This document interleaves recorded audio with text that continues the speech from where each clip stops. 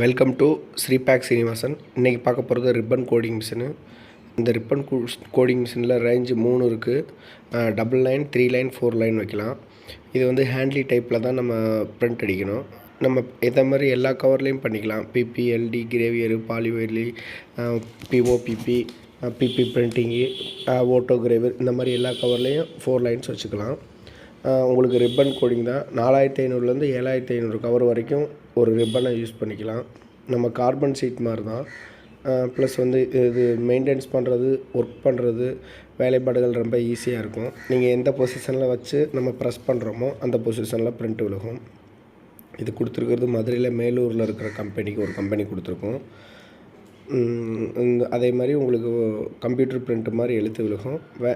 ஆயில்லையோ தண்ணியிலையோ இல்லை இதில் பண்ணால் இந்த மாதிரி பெட்ரோலியம் சம்மந்தமாக பட்டால் மட்டும்தான் போகும்.